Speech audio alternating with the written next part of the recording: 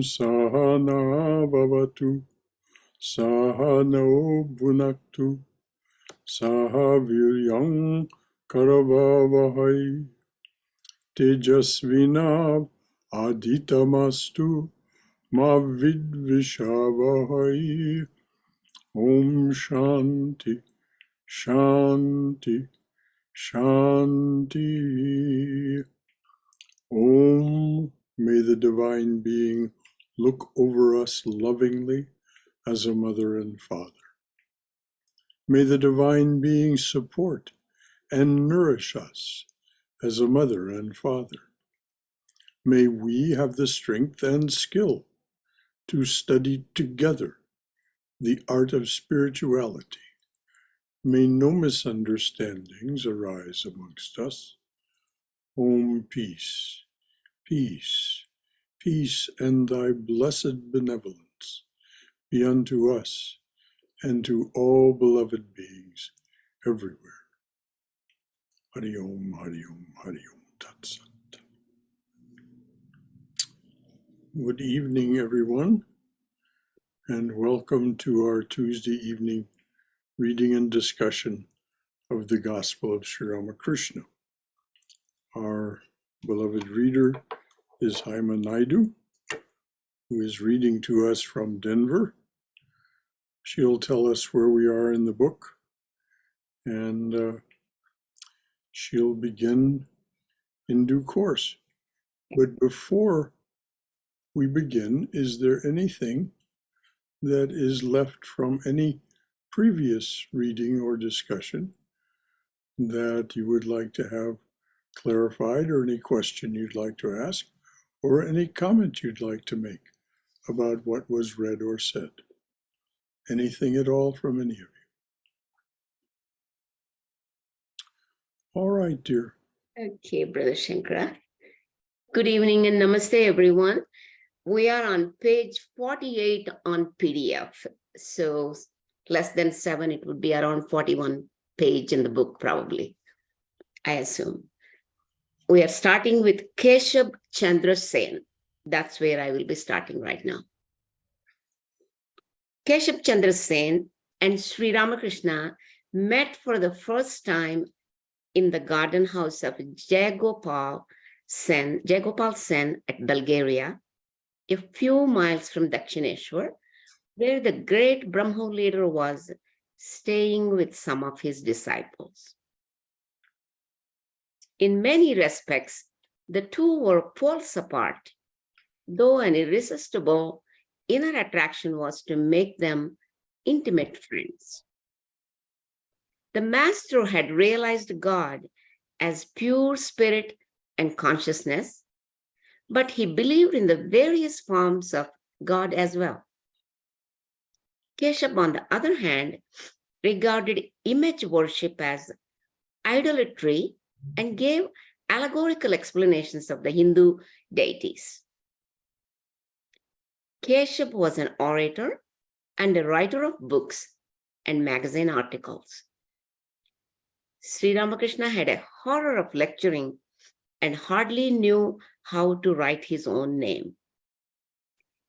Keshav's fame spread far and wide, even reaching the distant shores of England. The master still led a secluded life in the village of Dakshineshwar. Keshav emphasized social reforms for India's regeneration. To Sri Ramakrishna, God realization was the only goal of life. Keshav considered himself a disciple of Christ and accepted in a diluted form the Christian sacraments and Trinity. Sri Ramakrishna was the simple child of Kali, the Divine Mother, though he too, in a different way, acknowledged Christ's divinity. Keshav was a householder and took a real interest in the welfare of his children, whereas Sri Ramakrishna was a Paramahamsa and completely indifferent to the life of the world. Yet, as their acquaintance, ripened into friendship, Sri Ramakrishna and Keshava held each other in great love and respect. Years later, at the news of Keshav's death, the master felt as if half his body had become paralyzed. Keshav's concepts of the harmony of religions and the motherhood of God were deepened and enriched by his contact with Sri Ramakrishna.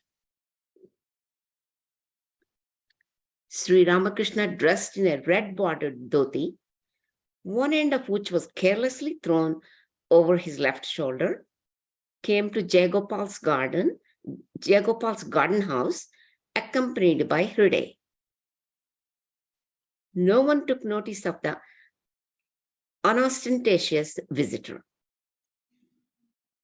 Finally, the master said to Keshav, "People tell me you have seen God. So I have come to hear from you about God." A magnificent conversation followed. The master sang a thrilling song about Kali and forthwith went into Samadhi. When Hriday uttered the sacred Om in his ears, he gradually came back to consciousness of the world, his face still radiating a divine brilliance. Keshav and his followers were amazed. The contrast between Sri Ramakrishna and the Brahmo devotees was very interesting. There sat this small man, thin and extremely delicate. His eyes were illumined with an inner light. Good humor gleamed in his eyes and lurked in the corners of his mouth. His speech was Bengali of a homely kind, with a slight, delightful stammer, and his words held men enthralled by their wealth of spiritual experience, their inexhaustible store of simile and metaphor, their power of observation, their bright and subtle humor, their wonderful Catholicity, their ceaseless flow of wisdom. And around him now were the sophisticated men of Bengal, the best products of Western education, with Keshav, the idol of young Bengal, as their leader. Keshav's sincerity was enough for Sri Ramakrishna. Henceforth, the two saw each other frequently, either at Dakshineshwar or at the temple of the Brahmo Samaj. Whenever the master was in the temple, at the time of divine service, Keshav would request him to speak to the congregation. And Keshav would visit the saint in his turn with offerings of flowers and fruits. That's the end of this side heading of Keshav Chandra Sen. Any comments and any discussion, Brother Shankara? Well, this is It's a wonderful description of this friendship that developed, but the transformation, because Sri Ramakrishna was an avatar and a fully realized being, it was Keshav who was transformed by his company. They were dear friends, no two ways about it. I mean, as we read in the gospel as we go along, we'll see that they were very dear friends. And when Sri Ramakrishna said what he said about Keshav's death, that half his body was paralyzed, he wasn't, Sri Ramakrishna never spoke idly or carelessly. He meant it. And so this was somehow a very dear being to him. And the key word that we heard was Keshav's sincerity, his authenticity. He was absolutely, what he said was the truth as he knew it and understood it. And during his many years with Sri Ramakrishna, but not many years, several years with Sri Ramakrishna, he changed his opinions. And when he changed his opinions, he was quite, he changed what he thought about deities and image worship, about Kali and all of these things. And he was quite sincere then as he had been. And his devotees followed along with him. There's a wonderful section in the gospel, we'll get to it, starting on page 132, where Keshav invites Sri Ramakrishna on a steamer trip on the Ganges with his Brahmo followers. And the reason we know about it is because Mahendranath Gupta N was also invited and accompanied the master and took down what the master said. And the master brilliantly taught the Brahmo disciples, the followers of Keshav, brilliantly taught them about the various approaches to God and emphasized over and over that the only purpose of human life is to realize God. So this was a truly remarkable relationship, and one that we will enjoy reading about as we get on into it in the gospel itself. Anything else from anyone?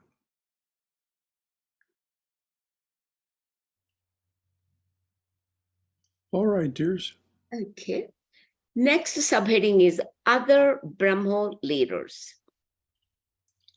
Gradually, other Brahmo leaders began to feel Sri Ramakrishna's influence, but they were by no means uncritical admirers of the master.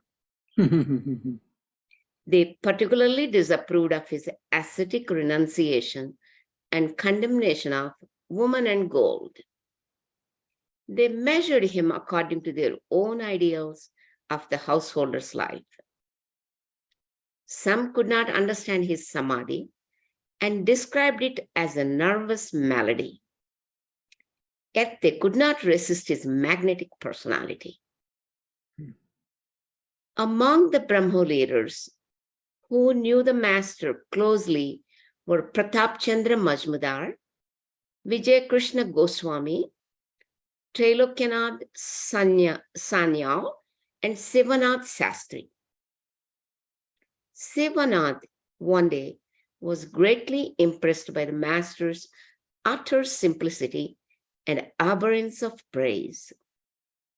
He was seated with Sri Ramakrishna in the latter's room when several rich men of Calcutta arrived.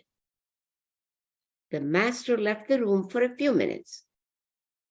In the meantime, Hriday, his nephew, began to describe his samadhi to the visitors. The last few words caught the master's ear as he entered the room. He said to Hriday, "What a mean-spirited fellow you must be to extol me thus before these rich men. You have seen their costly apparel and their gold watches and chains, and your object is to get from them as much money as you can. What do I care about what they think of me?" Turning to the gentleman, "No, my friends, what he has told you about me is not true. It was not love of God that made me absorbed in God and indifferent to external life. I became positively insane for some time.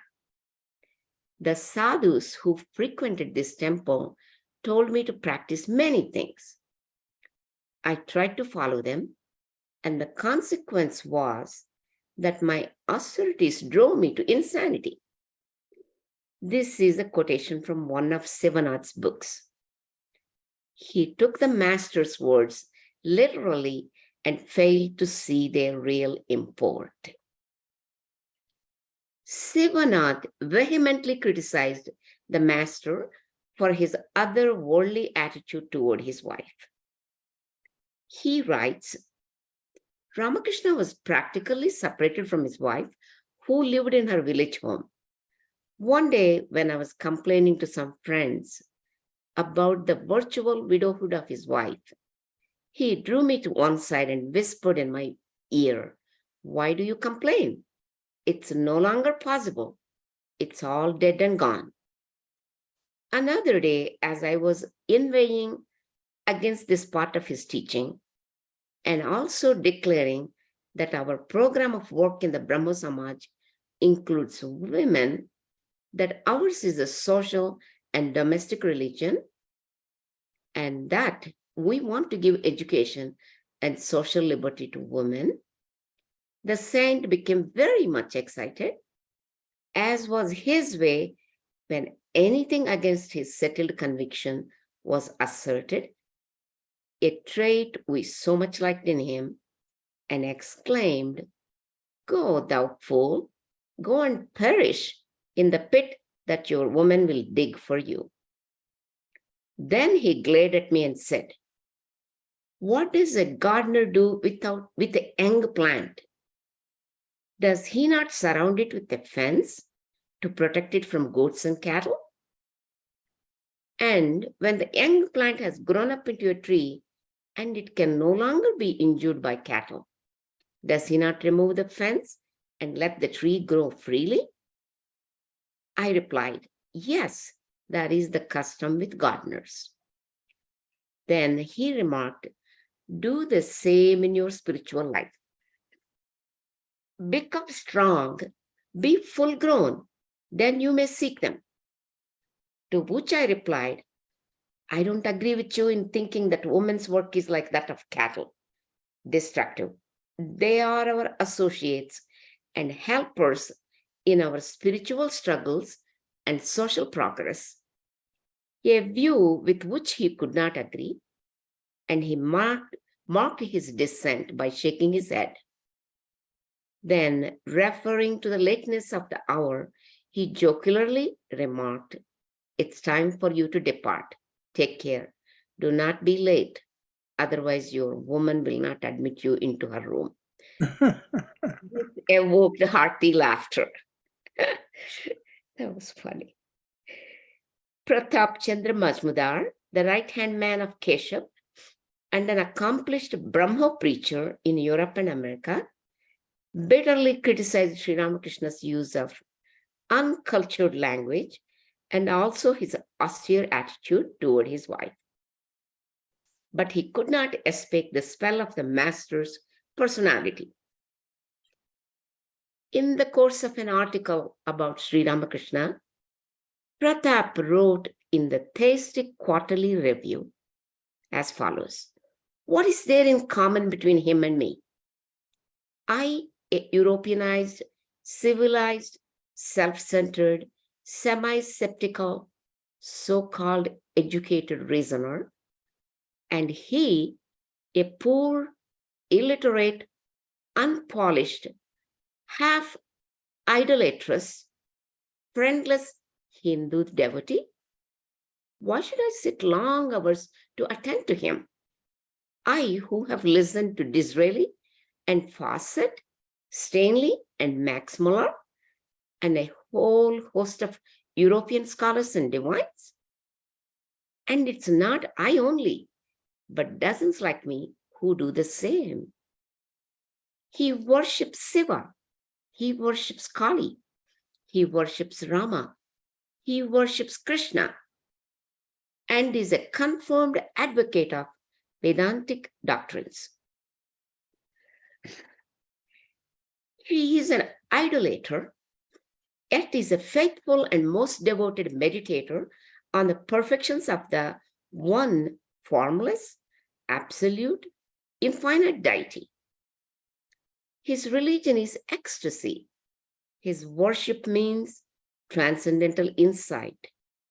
His whole nature burns day and night with a permanent fire and a fever of a strange faith and feeling. So long as he is spared to us, gladly shall we sit at his feet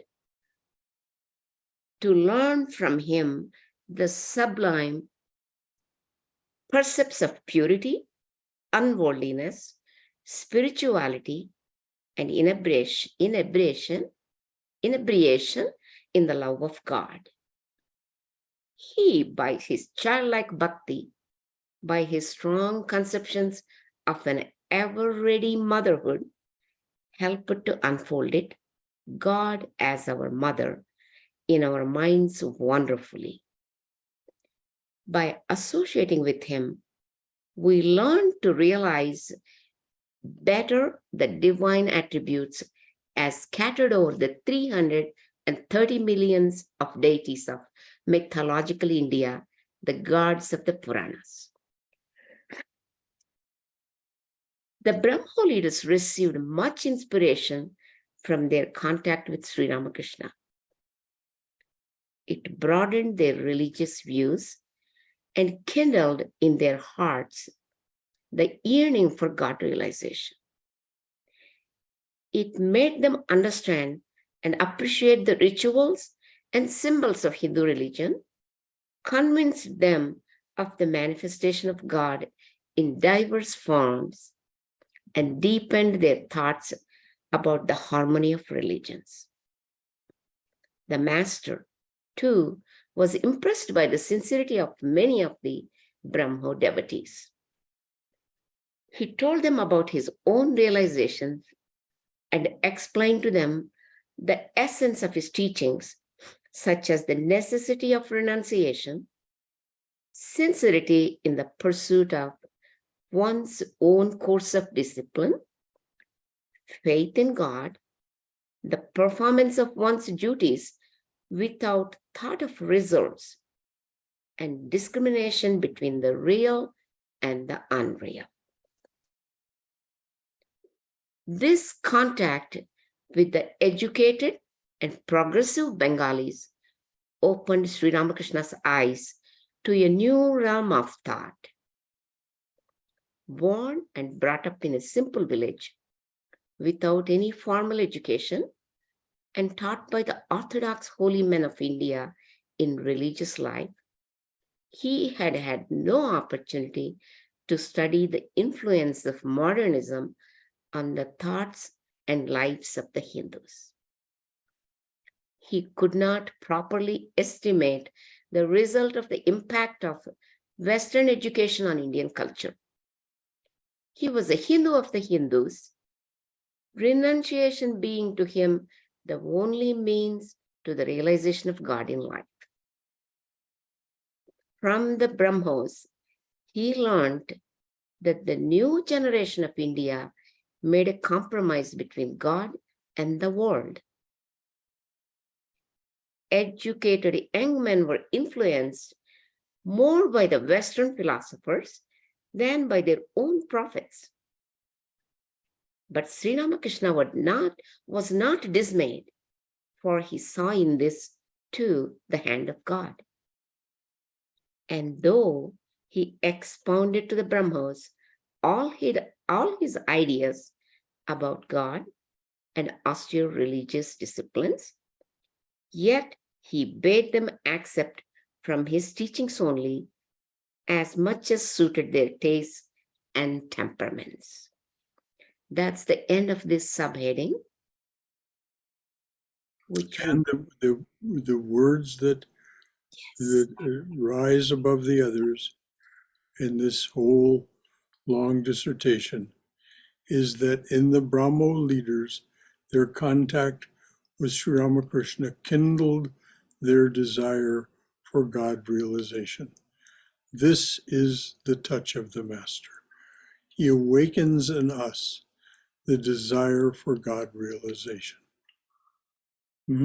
He came to unchain us and set us free, To be free, we must attain realization, either in this lifetime or at death. And so this is what was awakened in these men. They were all men, though the Brahmo leaders spoke so eloquently about their relationship with women. We note that none of the leaders of the Brahmo Samaj were women.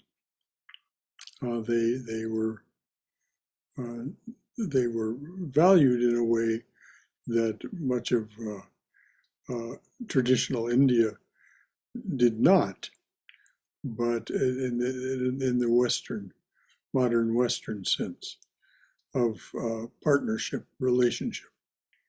But this story that Sri Ramakrishna told about putting a fence around a young plant, this is what he had done. It was meant in several senses, but one of them was, this is what he had done with his young wife. He had enabled her to be separated from all worldliness until she had attained real spiritual development and became what she was intended to be, the Holy Mother, Sri Sharda Devi. So these are the things that are memorable as far as I'm concerned. There are many, many things said here, but those are the two things that really stick out for me. Anything else from anyone about any of what we've read or what's been said, or anything else that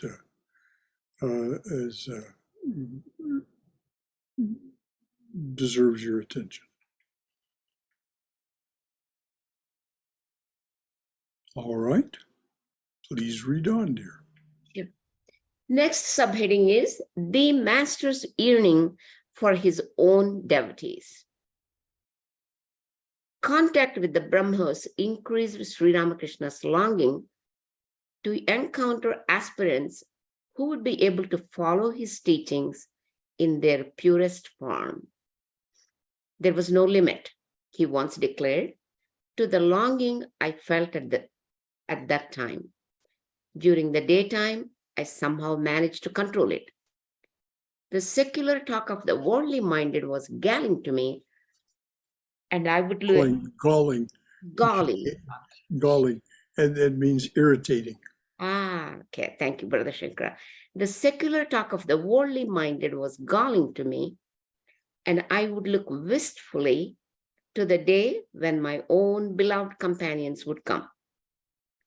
I hope to find solace in conversing with them and relating to them my own realizations. Every little incident would remind me of them, and thoughts of them wholly engrossed me. I was already arranging in my mind, what should I say to one and give to another, and so on. But when the day would come to a close, I would not be able to curb my feelings. The thought that another day had gone by and they had not come oppressed me.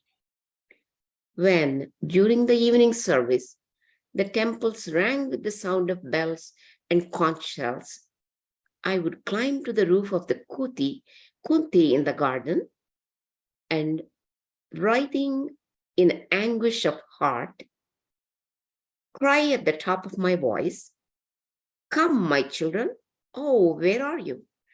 I cannot bear to live without you."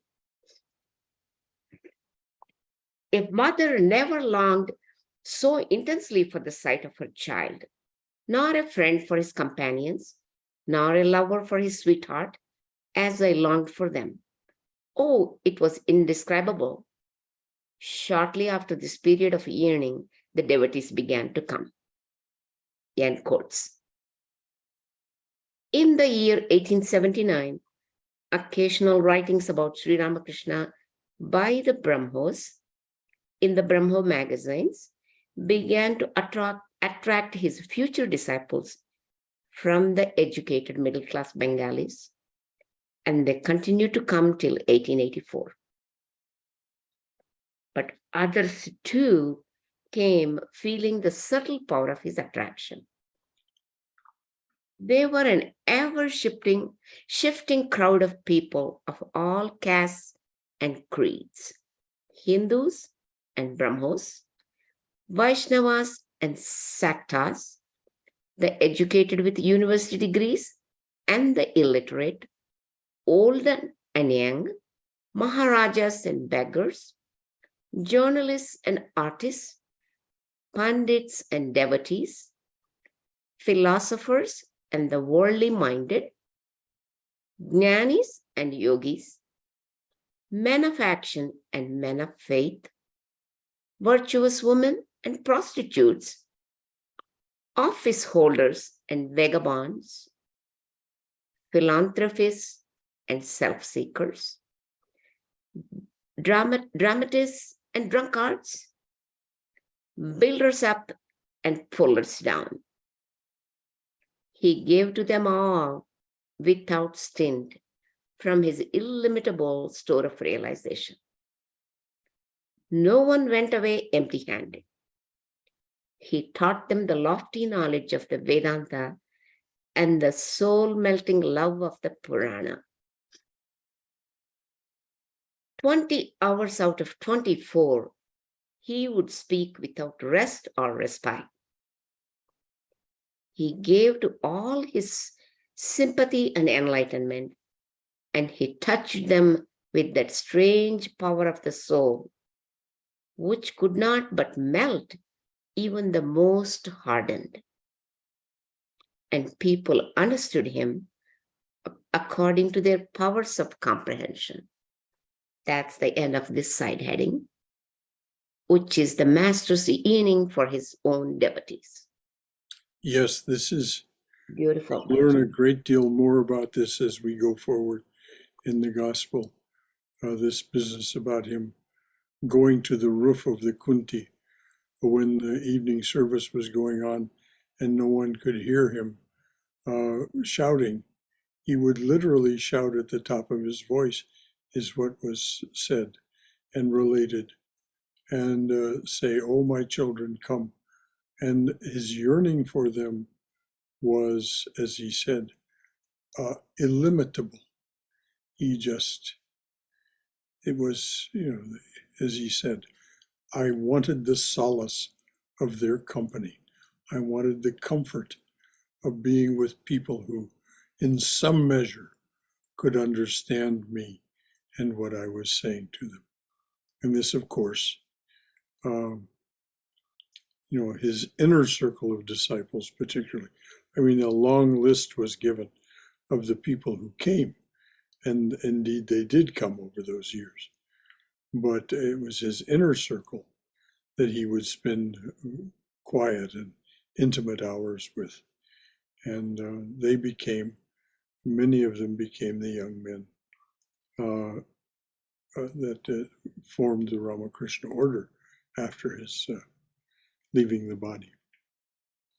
So this was quite a remarkable period where the master was now finished with his sadhana, finished with dealing with the worldly, and wanted the truly spiritually minded, as he said, the unsoiled, those who are not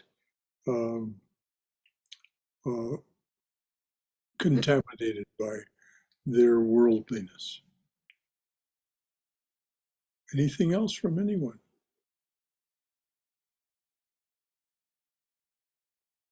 Okay. If there's nothing else, then please, Haima, read on. Next, we are reading the master's method of teaching. But he remained as ever the willing instrument in the hand of God, the child of the Divine Mother, totally untouched by the idea of being a teacher. He used to say The three ideas that he was a guru, a father, and a master pricked his flesh like thorns. Yet he was an extraordinary teacher. He stirred his disciples' hearts more by a subtle influence than by actions or words. He never claimed to be the founder of a religion or the organizer of a sect. Yet he was a religious dynamo. He was the very fire of all religions and creeds. He was like an expert gardener who prepares the soil and removes the weeds, knowing that the plants will grow because of the inherent power of the seeds, producing each its appropriate flowers and fruits. He never thrust his ideas on anybody. He understood people's limitations and worked on the principle that what is good for one may be bad for another. He had the unusual power of knowing the devotees' minds, even their inmost souls, at the first sight. He accepted disciples with the full knowledge of their past tendencies and future possibilities. The life of evil did not frighten him, nor did religious squeamishness raise anybody in his estimation. He saw in everything the unerring finger of the Divine Mother. Even the light that leads astray was to him the light from God. To those who became his intimate disciples, the Master was a friend, companion, and playmate. Even the chores of religious discipline would be lightened in his presence. The devotees would be so inebriated with pure joy in his company that they would have no time to ask themselves whether he was an incarnation, a perfect soul, or a yogi. His very presence was a great teaching. Words were superfluous. In later years, his disciples remarked that while they were with him, they would regard him as a comrade, but afterwards would tremble to think of their frivolities in the presence of such a great person.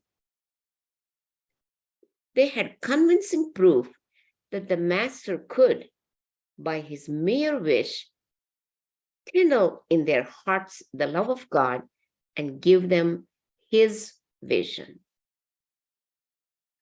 Through all this fun and frolic, this merriment and frivolity, he always kept before them the shining ideal of God consciousness and the path of renunciation.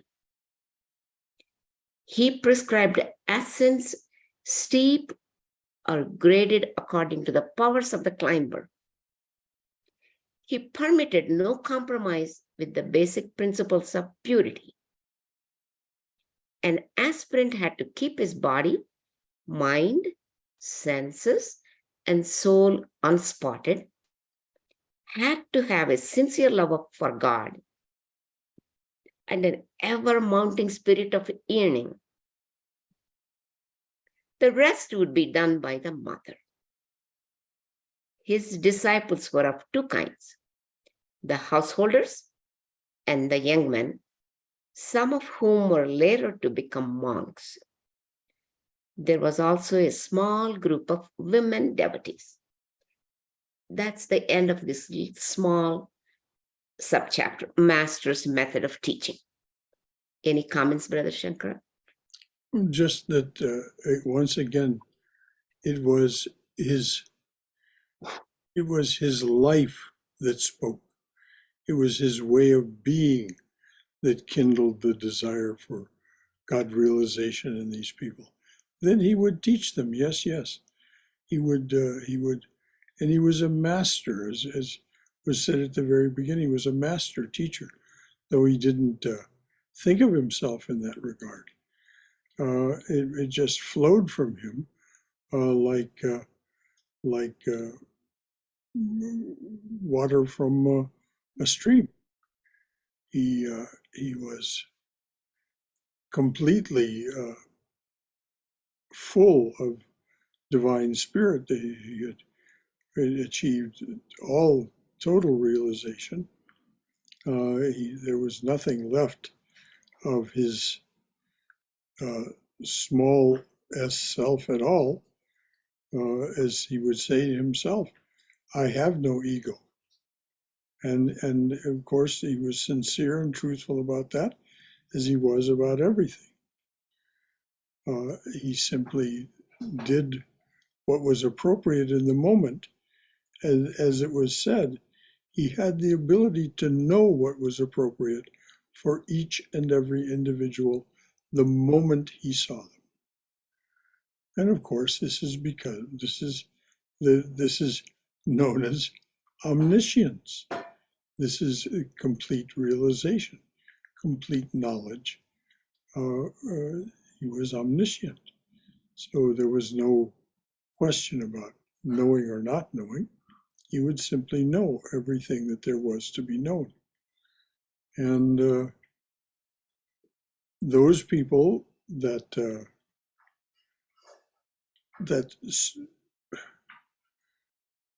had contact with the direct disciples of the Master, such as Swami Prabhavananda, Swami Swahananda, and others, they would say that these people were totally purified, that there was nothing left of their small s self either. They simply were transformed by the Master, and so gave of themselves and of their teachings without, as was said earlier, without stint. Nothing was withheld ever. And so this is the lineage that has come down to us in such as Swami Sarvadevananda and Swami Sarvapriyananda and the other great faces of the eternal teacher that serve at the various centers here in the United States and around the world.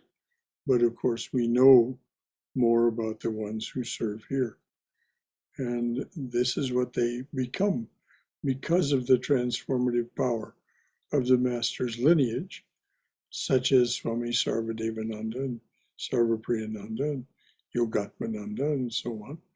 They become a face of the eternal teacher and are able to pass on to us without any reservation the truth, because they know the truth, not from a book, but from their own realization.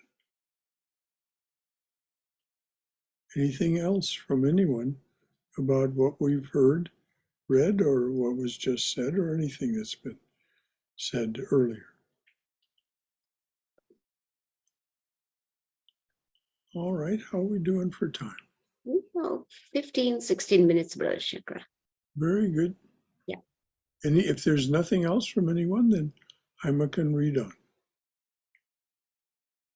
All right, dears. Next, we're moving on to householder devotees. For the householders, Sri Ramakrishna did not prescribe the hard path of total renunciation. He wanted them to discharge their obligations to their families. Their renunciation was to be mental.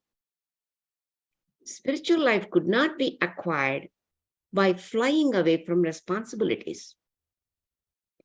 A married couple should live like brother and sister after the birth of 1 or 2 children, devoting their time to spiritual talk and contemplation. He encouraged the householders saying that their life was, in a way, easier than that of the monk, since it was more advantageous to fight the enemy from inside a fortress than in an open field. He insisted, however, on their repairing into solitude every now and then to strengthen their devotion and faith in God through prayer, japa, and meditation. He prescribed for them the companionship of sadhus. He asked them to perform their worldly duties with one hand while holding to God with the other, and to pray to God to make their duties fewer and fewer, so that in the end they might cling to Him with both hands. He would discourage in both the householders and the celibate youths any lukewarmness in their spiritual struggles. He would not ask them to follow indiscriminately the ideal of non-resistance, which ultimately makes a coward of the unwary. That's the end of this small paragraph of householder devotees, Brother Shankara. Any comments or? Well, this is one of the remarkable things about Sri Ramakrishna's life as a teacher. Again, what he was with the householders was entirely appropriate to their needs, and he taught them. And as was said early in this reading, he taught mental renunciation to them, not the physical renunciation of, as was said, flying away from worldly life. No, that wouldn't do. They needed to live out their life as a grihasta, and then as they achieved by fighting the fight of the world with one hand, and fighting the fight of the spiritual struggle with the other hand, they would attain knowledge, capital K knowledge, and so then they would be able to go on and become a vanaprastha and ultimately realize. But there was just no, as he said, compromise. You don't compromise because you're living the life of a householder and say, well, I'll sort of do this. No, if you're going to do it, you do it full out. And this is why the life of a householder devotee, a spiritual aspirant that is a householder, is so very demanding and so very, very, and yet, the fact that in the beginning, particularly in the early years of your spiritual journey, even after initiation, you're not very diligent. Most people are not that diligent. They're busy with their householder life and so on. And so, but the Master is ever loving and ever forgiving, as is the Holy Mother. And so we don't have any, there's no recriminations, no, if you've compromised, well, as Swami Swahananda used to say, what's done is done, go forward. So anything else from anyone? How are we doing for time? We have 11 more minutes. Good. Yeah. I think Hari Om Shankaraji. Yes, Bala. The last few lines of that para is very, very important for all the householders. And also, it reminds me of one of the householders, Nag Mahashaya. I think we're going to read. That life we have to read just to keep in mind as a householder, whatever he did and all those things, it's such a Well, yes, he was the extreme. He was the uncompromising. You're absolutely right. The Nagmashai was the uncompromising. When he heard from the master that the life of a physician was inauspicious for a spiritual aspirant, he himself was a physician, and he took all his medical instruments and threw them in the Ganges, threw them in the river. I don't know that it was the Ganges. It may have been a tributary to the Ganges. But in any event, he threw them in the river and did not retrieve them. This was the uncompromising. Holy Mother was a great admirer of Nagmashai, saying that there never was such a devotee. So yes, Bala, you're right. Also, if I remember correctly, this is the same Pratap Chandra Mujumdar who also came to the World Congress in US, and he was antagonizing the Swamiji, or is it a different Mujumdar? No, that's the same one. Hmm. He had been traveling and teaching in the United States, and he considered himself to be the legitimate representative of Hinduism at the World Parliament of Religions, and was very upset that Swami Vivekananda upstaged him, and even more upset that he became the star of the show. As we know, Swami Vivekananda became the most celebrated speaker and teacher at the World Parliament of Religions in 1893, in September of that year. And this fellow Pratap was he really tried to tear down Swamiji's reputation in the months and years after that. And this is what happens with the great prophets. There are always detractors and people who will attack them. It's throughout history we see this is what happens. Thank you, Bala. Now, the other thing I just wanted to ask you, do you think Vivekananda had some influence because the Brahmo Samaj, that he started also the women's, he's one of his motto is women's education and make the people. Well, he was definitely as a teenager. He and Raja Maharaj both.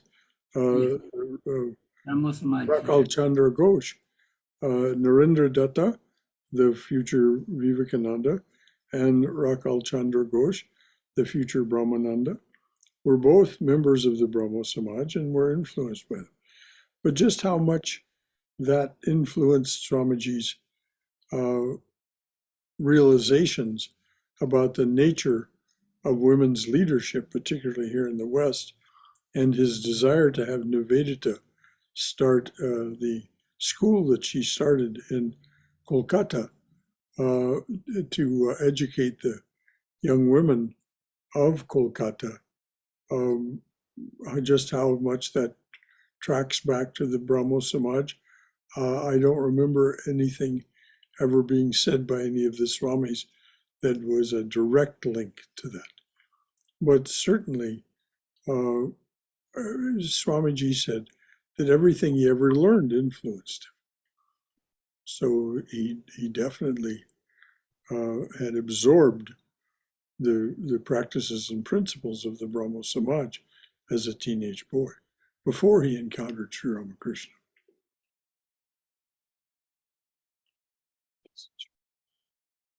Anything else from anyone?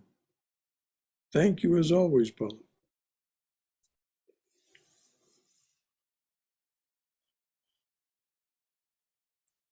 All right, we have some time left. Well, let's read on, dear. Okay.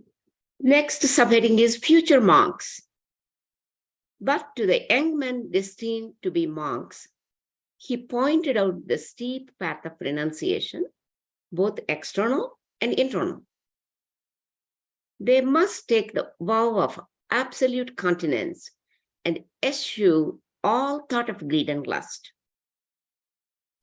By the practice of continence, aspirants develop a subtle nerve through which they understand the deeper mysteries of God.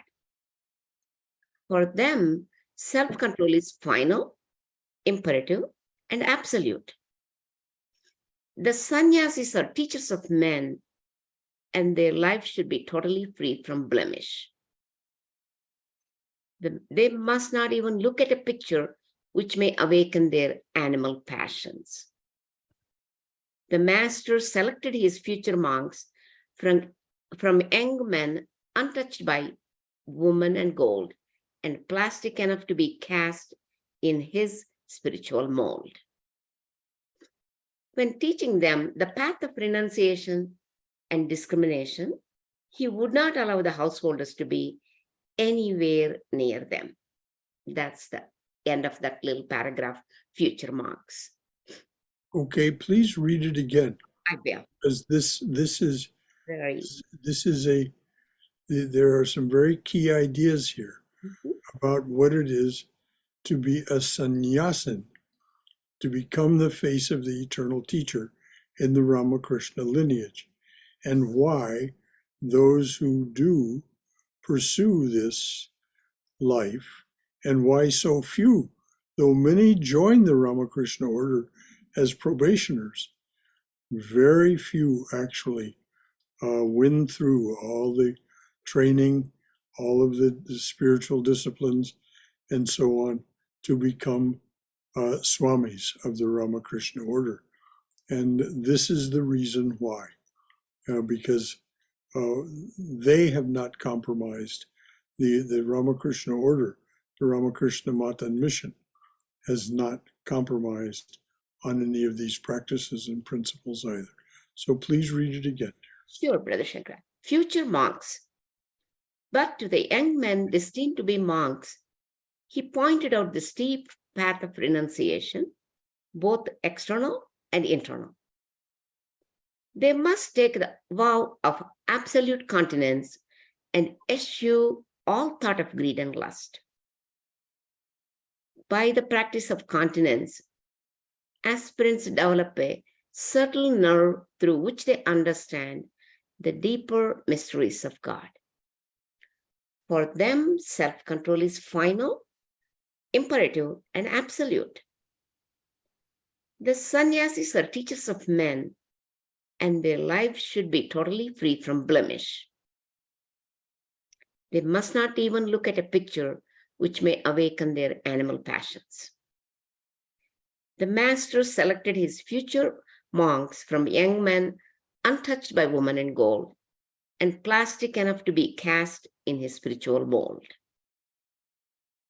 When teaching them the path of renunciation and discrimination, he would not allow the householders to be anywhere near them. That's the end. I will stop it there, Brother Shankara. We only have 2 minutes for a discussion. Well, this is why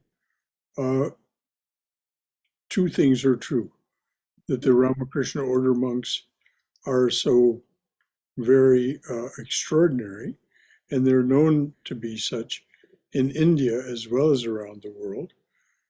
But it's also one of the reasons that there are so few of them who are willing to come to the West to teach, because they must interact with women much more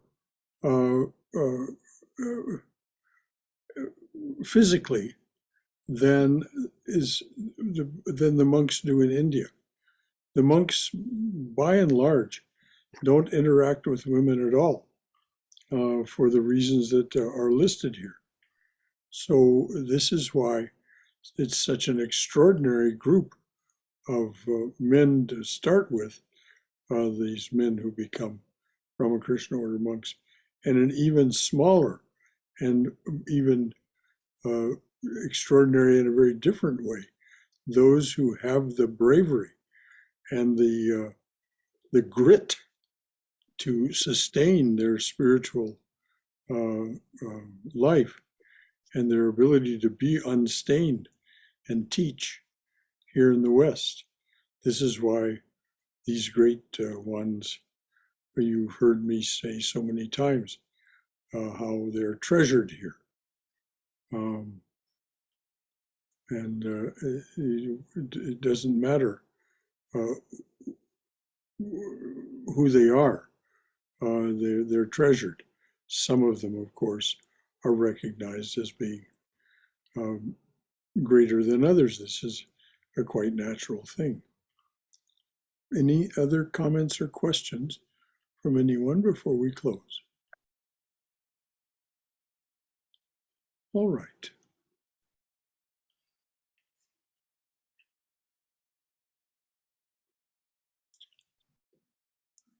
Om Hari Om. Om Asato Ma Satkamaya. Tamaso Ma Jyotirgamaya.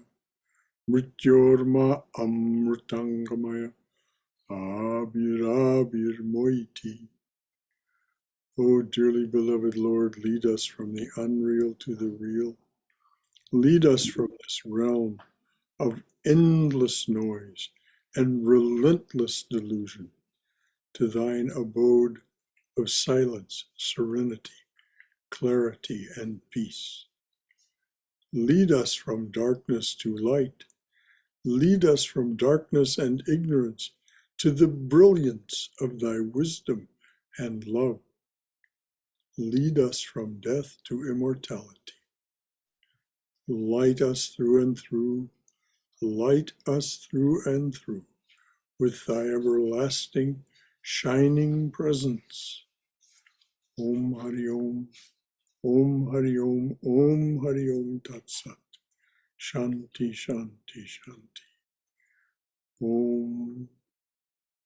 Dearly beloved, make it so. Peace, peace, peace, and thy blessed beneficence be unto us and to all beloved beings everywhere.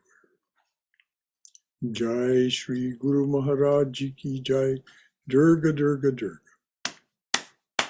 May we all be safe. May we all be healthy. May we all be cheerful. May we all have peace of mind. And may we all go forward, secure in the knowledge that we are in the loving and protective embrace of the Divine Being as our Mother and Father. Om Hari Om. Om Hari Om. Om Hari Om Tat Sat. Dearly beloved, make it so. So until tomorrow evening, for those of you who decide to join us, when we'll study the Gita with Swayam Prabha as our beloved reader. So that's what's up next. And then, of course, Saturday we'll take up Patanjali's Yoga Sutras, and according to the workbook, How to Know God. And then on Sunday, the topic will be within the Bhakti framework. The title of the talk is Know the Magician. Know the Magician. Swami Prabhavananda used to say, everyone loves the magic, but no one wants to know the magician. So we're going to talk about knowing the magician on this coming Sunday. Until then, much love to all of you, and a fond good night.